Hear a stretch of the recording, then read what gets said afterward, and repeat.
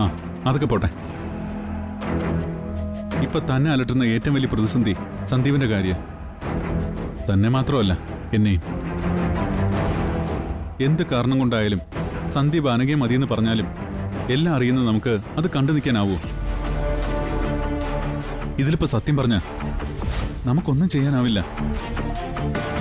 അതുകൊണ്ട് ഞാൻ പോയി സന്ദീപിന്റെ ആതിരയുടെ വിവാഹം കഴിഞ്ഞ കാര്യം അച്ഛനോട് പറയാൻ പോവാ. അപ്പോഴേ ഇതിലെന്തെങ്കിലും ഒരു തീരുമാനം ഉണ്ടാവൂ. അച്ഛൻ തീരുമാനിക്കട്ടെ ബാക്കി.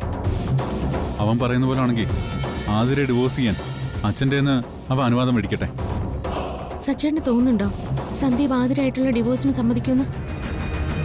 സച്ചേട്ടൻ അവനോട് ദേഷ്യപ്പെട്ടപ്പോ അവനും തിരിച്ചങ്ങനെ പറഞ്ഞു എന്നല്ലാതെ അതിനപ്പുറം അവന്റെ മനസ്സിലൊന്നും ഉണ്ടാവില്ല. ഇതൊക്കെ തന്നെ എന്റെ മനസ്സില്.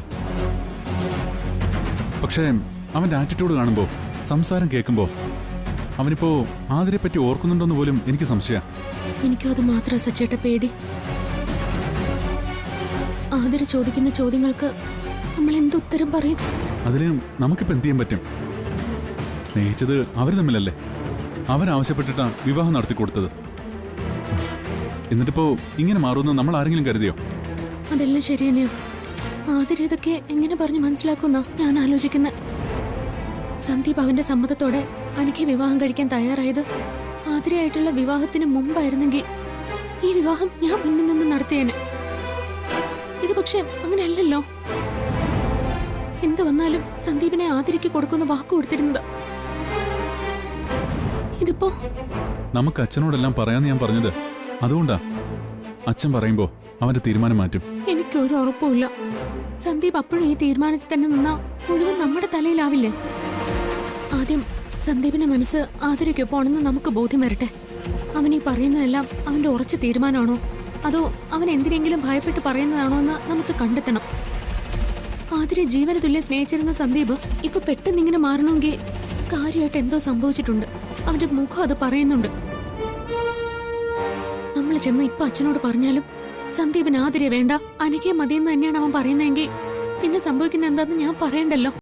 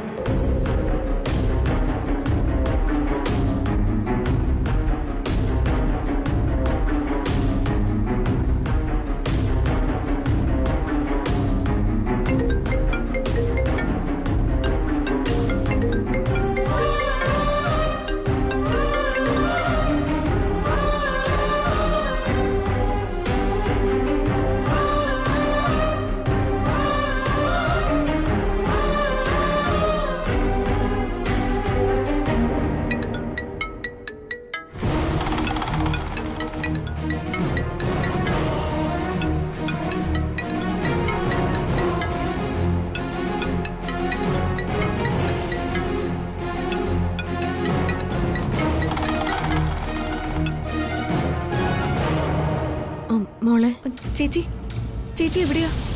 ഞാൻ ഇവിടെ വീട്ടില്. സന്ദീപ് ഇല്ലേ അവിടെ? സന്ദീപിനെ ഞാൻ വിളിക്കുമ്പോ കോള് കട്ട് ചെയ്യുന്നു. അതുകൊണ്ടാ. അനഘ ആത്മഹത്യക്ക് ശ്രമിച്ചെന്നും പറഞ്ഞ് എന്നെ വിളിച്ചപ്പോ ഞാൻ കുറച്ച് ദേഷ്യപ്പെട്ട് സംസാരിച്ചു. എന്തെങ്കിലും ഒരു തീരുമാനം ഉണ്ടാക്കിയിട്ട് എന്നെ വിളിച്ചാൽ മതിയെന്നും പറഞ്ഞു ഞാൻ ഫോൺ കട്ട് ചെയ്തു.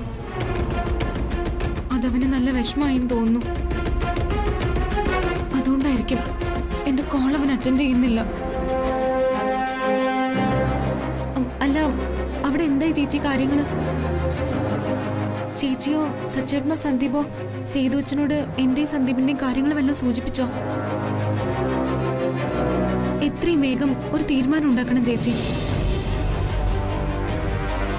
ഇനിയും അവരെല്ലാവരും കൂടി തീരുമാനിച്ച അന്നത്തെ പോലെ പിന്നെയും ടെൻഷനാവും.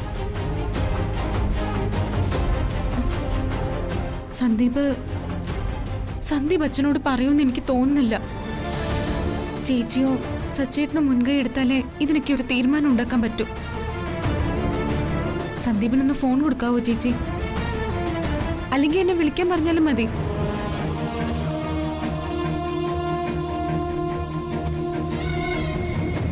അവൻ പിണങ്ങിയിരിക്കുന്നോണ്ട് എനിക്ക് വിഷമം തന്നെയാ. ഞാൻ അവനോട് വിളിക്കാൻ പറയാം.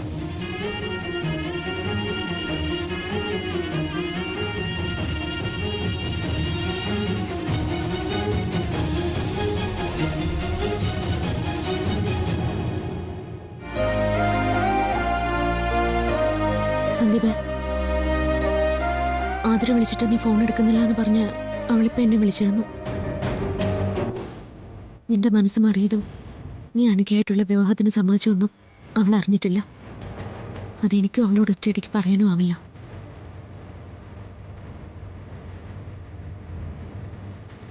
ഇപ്പോഴും അവളെ കുറച്ചെങ്കിലും ഇഷ്ടപ്പെടുന്നുണ്ടെങ്കിൽ, മനസ്സിൽ അവളോട് ഇത്തിരിയെങ്കിലും കരുണയുണ്ടെങ്കിൽ അവളെ വിളിച്ചൊന്ന് സംസാരിക്കണം.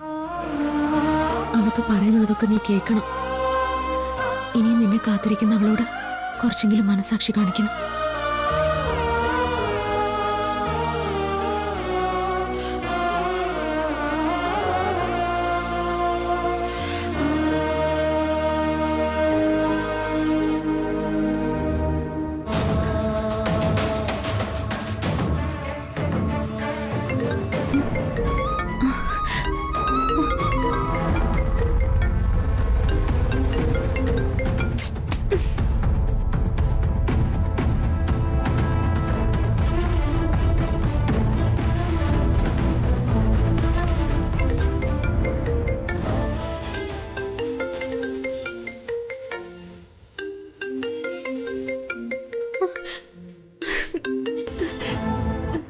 സന്ദീപേ,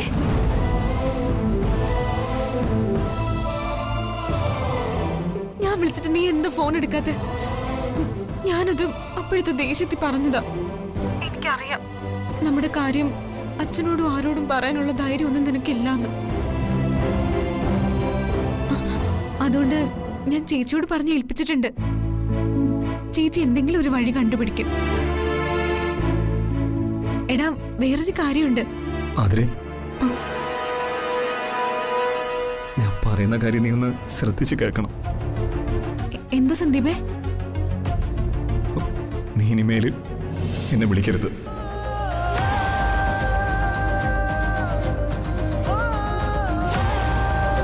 എന്റെ അനക്കയുടെ വിവാഹം ഉറപ്പിച്ചു.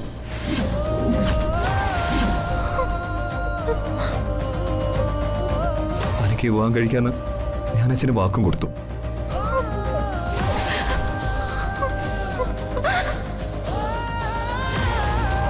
ഇനി എന്റെ ജീവിതത്തിലേക്ക് ആതിര വരരുത്.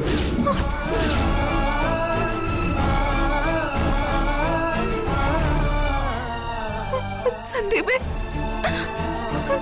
ഫോണിൽ തുടങ്ങിയ ബന്ധം ഞാൻ ഫോണിൽ തന്നെ അവസാനിപ്പിക്കുകയാണ്.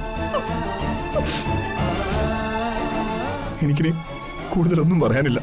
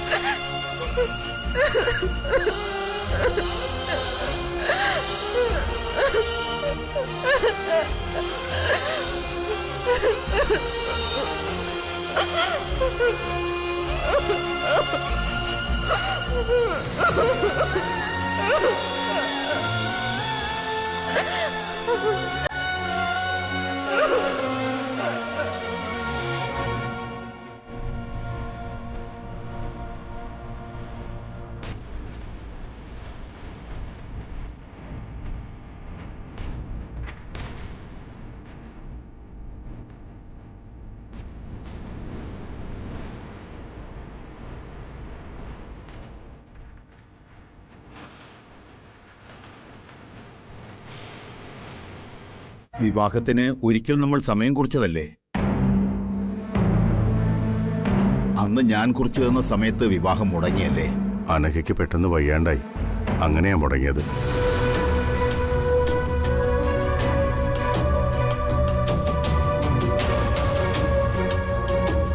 ഞാനെന്ന് പറഞ്ഞ ദോഷങ്ങൾ വെച്ച് ശരിക്കും അന്ന് നടക്കാൻ പാടില്ലായിരുന്നു. നടന്നിരുന്നുവെങ്കിൽ വലിയ ആപത്തുകൾ വന്നു ഭവിച്ചേനെ.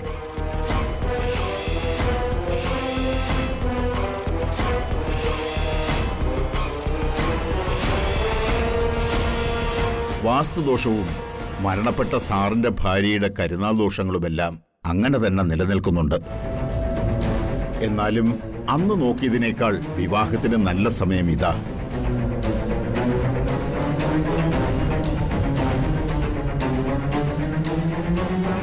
ഈ ഇടവമാസത്തിൽ ആപത്തുകളൊന്നും ഉണ്ടാവില്ല.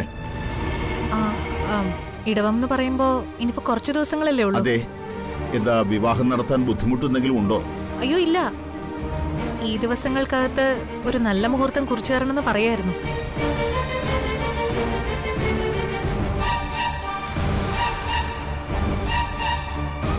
അതെ, എത്രയും പെട്ടെന്നുള്ള നല്ലൊരു മുഹൂർത്തം അതാ വേണ്ടത്.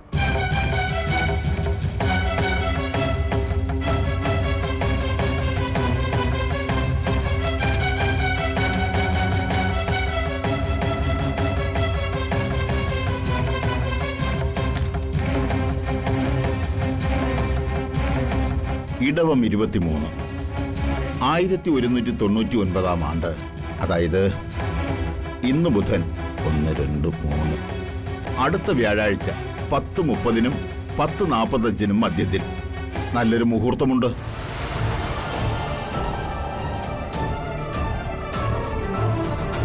വ്യക്തമായി പറഞ്ഞാൽ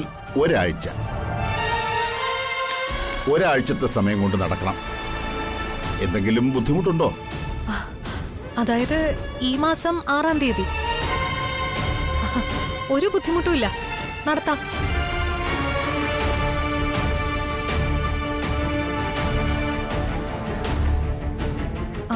അത് പോരെ സന്ദീപേ?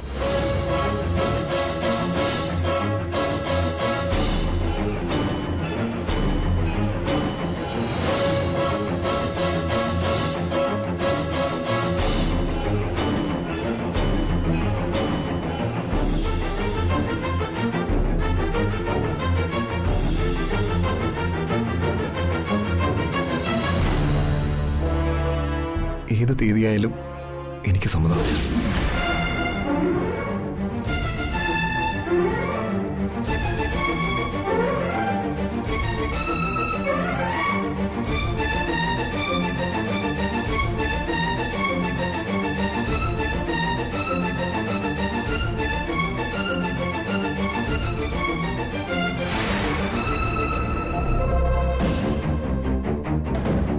അവന്തികെ, അനഘയോടുകൂടി ഒന്ന് ചോദിക്ക്. അത് ചോദിക്കാനൊന്നും ഇല്ലച്ചാ.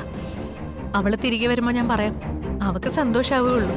ആ, ആർക്കും വിസമ്മതമൊന്നും ഇല്ലാത്ത സ്ഥിതിക്ക് ആ മുഹൂർത്തം തന്നെ കുറിക്കാൻ തിരുമേനി. ആയിക്കോട്ടെ.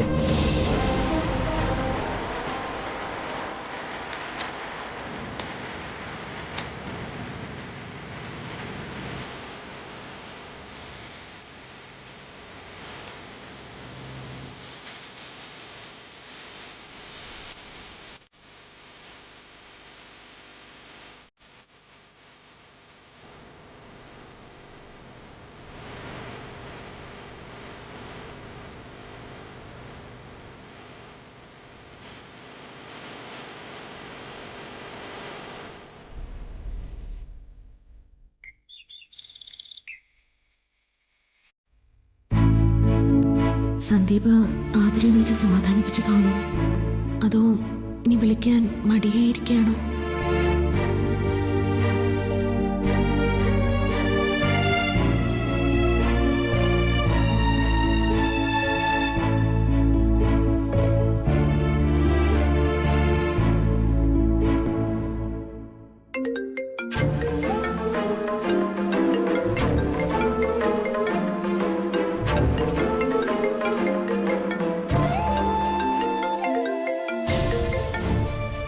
മോളെ, നിന്നെ സന്ദീപ് വിളിച്ചായിരുന്നോ? വിളിച്ചിരുന്നു. അവന് നീ പറഞ്ഞ പോലെ നിന്നോട് ചെറിയ ദേഷ്യം ഉണ്ടായിരുന്നു. അതാ അവൻ നിന്റെ ഫോൺ എടുക്കാതിരുന്നേ. ആ ചെറിയ ദേഷ്യം കൊണ്ടാണോ അവൻ അനക്കെ വിവാഹം കഴിക്കാൻ തീരുമാനിച്ചത്?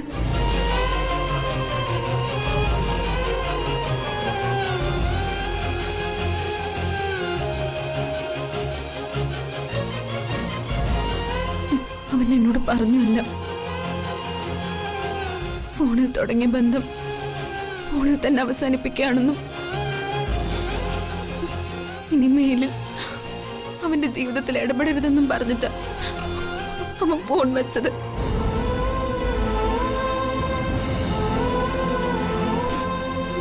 ഞാനിനി എന്താ ചേച്ചി ചെയ്യേണ്ടത്? ചേച്ചി തന്നെ പറഞ്ഞതാ. അനഘ ആത്മഹത്യക്ക് ശ്രമിച്ചതുകൊണ്ട് മാത്രമല്ല അവൻ ഇങ്ങനെ ഒരു തീരുമാനം എടുത്തത്. അപ്പോ ചേച്ചിക്കും സച്ചേട്ടനും ഒക്കെ ഈ കാര്യം അറിയായിരുന്നു അല്ലേ? എന്തിനാ ചേച്ചി എന്നിൽ നിന്നും അത് മറച്ചു വെച്ചത്? മോളെ, ചേച്ചി എല്ലാം പറയാം. നീ ആദ്യം ഈ കരച്ചിൽ നിർത്ത്. ഞാൻ പറഞ്ഞില്ലേ, അനഘയുടെ കാര്യം ഓർത്ത് മാത്രമല്ല സന്ദീപ് ഇങ്ങനെ ഒരു തീരുമാനം എടുത്തത്. അതിന് പിന്നിൽ മറ്റെന്തോ വലിയൊരു കാരണം കൂടിയുണ്ട്.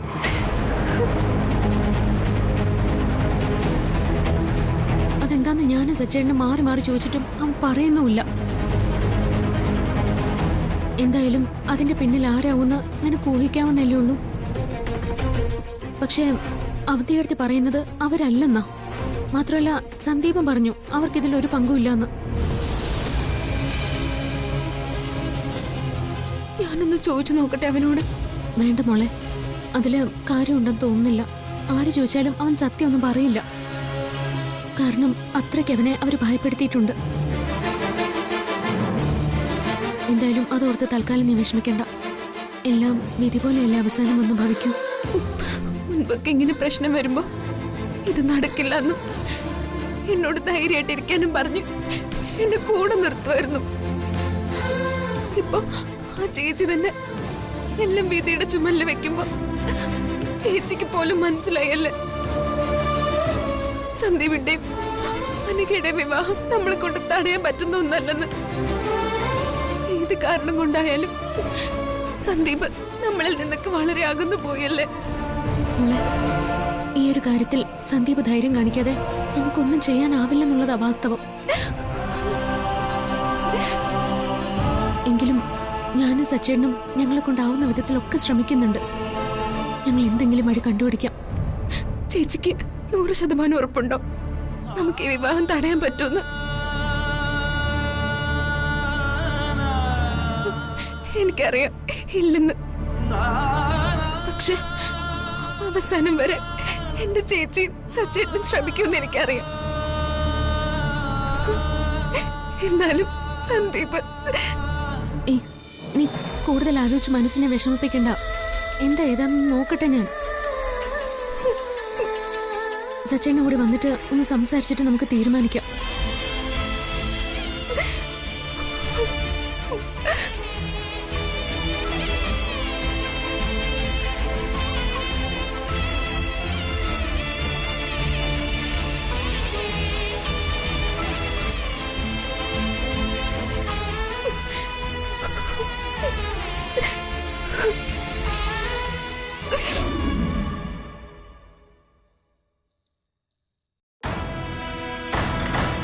ഓ, ഇപ്പോഴാ ശരിക്കും സമാധാനായത്.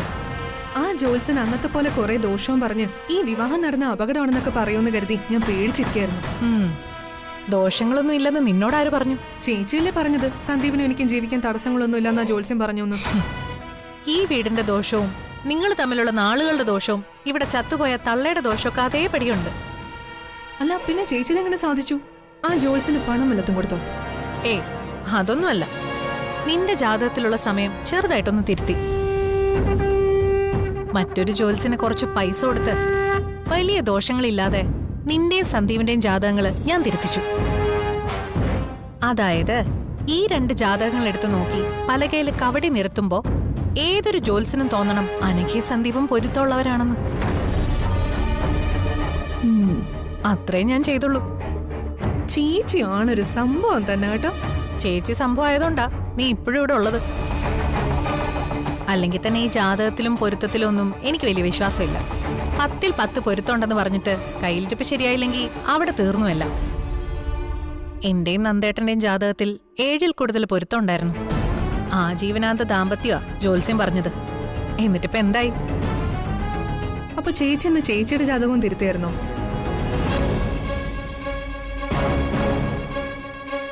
അപ്പൊ ചേച്ചി മറ്റു തടസ്സങ്ങളൊന്നും ഇല്ലാത്ത സ്ഥിതിക്ക് എന്റെ വിവാഹം നല്ല സ്മൂത്ത് ആയിട്ട് നടക്കുമല്ലോ അല്ലേ? അതിലിപ്പോ എന്താ എത്ര സംശയം?